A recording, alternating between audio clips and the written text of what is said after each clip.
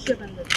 ಇದರಲ್ಲಿ ಏನಿದೆ ಹೇಳಿದರೆ, ನಾವು ಮಂತ್ರಗಳನ್ನು ಹೇಳುವುದಾಗಿ, ಭಜನೆಗಳು, ದೇವರ ನಾಮಗಳನ್ನು ಹಾಡುವುದರಿಂದ ದೇವರು ಬರುವುದಿಲ್ಲ. ನಾವು ಮಾಡೋ ಕೆಲಸಗಳಲ್ಲಿ ನಾವು ದೇವರನ್ನು ನೋಡಬೇಕು. ಆ ಥರದ ಒಂದು ರವೀಂದ್ರನಾಥ ಟ್ಯಾಗೋರ್ ಅವರು ಬರೆದಿರುವಂಥದ್ದು.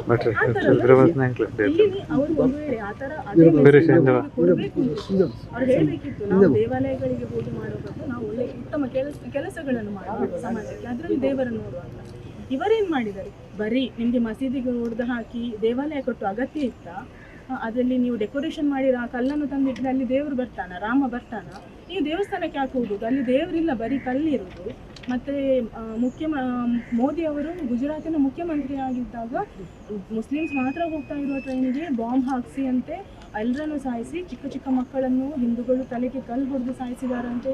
ಒಂದು ಮುಸ್ಲಿಂ ಹುಡುಗಿಯನ್ನು 11 ಜನ ರೇಪ್ ಮಾಡಿದಾರಂತೆ.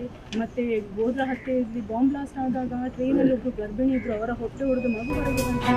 ಇಷ್ಟು ಚಿತ್ರಣ ಬೇಕಲ್ಲ ಆ ಕ್ಲಾಸಲ್ಲಿ.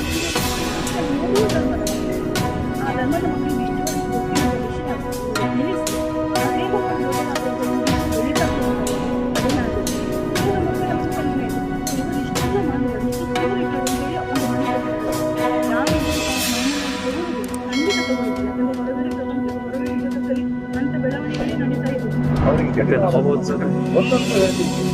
ಇದರಲ್ಲಿ ಸರ್ಕಾರ ಇಂಟರ್ಫಿಯರ್ ಆಗಿ ಆ ಶಿಕ್ಷಕಿ ಆ ಶಾಲೆಯನ್ನು ರಕ್ಷಣೆ ಮಾಡಿದ್ರೆ ಹಿಂದೂ ಸಮಾಜ ನಾವು ಸುಮ್ಮನೆ ಮಾಡಲ್ಲ. ನಾವು ಸಂಘಟನೆ ಹೋರಾಟ ಮಾಡ್ತೇವೆ, ಗಲಾಟೆ ಮಾಡ್ತೇವೆ. ಅದಕ್ಕೆ ಆಗುವಂಥ ಘಟನೆಗಳಿಗೆ ಎಲ್ಲವೂ ಯಾರು ಕಾರಣ ಅಂತಂದರೆ ನೀವೇ ಕಾರಣ.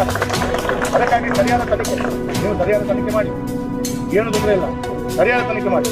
ಅವರ ಮಗುವಿಗೆ ಆ ಟೀಚರ್ ಮೇಲೆ ಯಾವುದೇ ತೊಂದರೆ ಇಲ್ಲ. ಮಗು ಯಾಕೆ ಸುಳ್ಳು ಹೇಳ್ತಾರೆ? ಯಾಕೆ ಅಷ್ಟು ಮಕ್ಕಳು ಸುಳ್ಳು ಹೇಳ್ತಾರೆ? ಅವರ ಶಾಲೆಯಲ್ಲಿ ಹಾಗಾದ್ರೆ ಹೊರಗಡೆ ನಿಂತು ಬೇರೆ ಶಾಲೆಯಲ್ಲಿ ಅವರ ದೇವರಿಗೆ ಅವಹೇಳನ ಮಾಡಿದ್ರೆ ಅವ್ರು ಸುಮ್ಮನೆ ತುಂಬ್ತಾರ? ಅಥವಾ ಬೇರೆ ಯಾವುದೇ ಧರ್ಮದವರಿಗೆ ಯಾರು ತುಂಬ ಅದಕ್ಕೆ ನನ್ನ ಕೈ ಸರ್.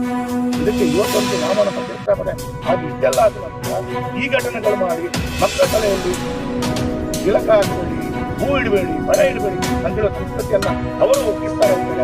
ವಿದ್ಯಾಭ್ಯಾಸಕ್ಕಾಗಿ ಮಕ್ಕಳು ತಂದೆ ತಾಯಿ ಕಳಿಸ್ಕೊಡ್ತಾರೆ. ಈ ರೀತಿಯ ಧಾರ್ಮಿಕ ಚಿಂತನೆಯನ್ನ ಅವರ ತಲೆಯಲ್ಲಿ ಹಾಕ್ತಾರೆ. ಅದರ ಮುಖಾಂತರ ತಲೆ ಹಾಳು ಮಾಡ್ತಾರೆ. ನೀವು ತನಿಖೆ ಮಾಡಿ ಏನ್ ಬೇಕಾದ್ರೆ ಮಾಡಿ. ಪೊಲೀಸ್ ಇಲಾಖೆಯವರಿಗೆ ಕೂಡ ನಾವು ಮಾತನಾಡಿದ್ದೀವಿ. ಪೊಲೀಸ್ ಇಲಾಖೆ ಹೇಳಿದ್ರೆ ನಮಗೆ ಇಂಟರ್ಫಿಯರ್ ಆಗುವಂಥ ಅಧಿಕಾರ ಇಲ್ಲ. ಶಿಕ್ಷಣ ಇಲಾಖೆ ಇನ್ವೆಸ್ಟಿಗೇಷನ್ ಮಾಡಿ ನಮಗೆ ರಿಪೋರ್ಟ್ ಕೊಡಬೇಕು. ಪೊಲೀಸ್ ಇಲಾಖೆಗೆ ಅಲ್ಲೇನಾದ್ರೂ ಗೊಂದಲಾದವರಿಗೆ ಇನ್ವೆಸ್ಟಿಗೇಷನ್ ಒಳಗಡೆ ಹೋಗ್ಲಿಕ್ಕೆ ಅಧಿಕಾರ ಇಲ್ಲಿ ಯಾಕಿಲ್ಲ? ತಪ್ಪು ಏನು ಅಂತ ಹೇಳಿದ್ರೆ ಆ ಶಾಲೆ ಅಥವಾ ಟೀಚರ್ ಮೇಲೆ ಹೋಗಿ ಇವರು ಎಷ್ಟು ಗಲಾಟೆ ಮಾಡಿದ್ರೆ ಅವಾಗ ಹೋಗ್ತಿರೋದು ಹೋಗ್ತಾರೆ. ಇವತ್ತೇನು ಅಂತಂದ್ರೆ ಹಿಂದೂ ಸಮಾಜ ಬಹಳ ಸೌಮ್ಯ ಸಮಾಜ.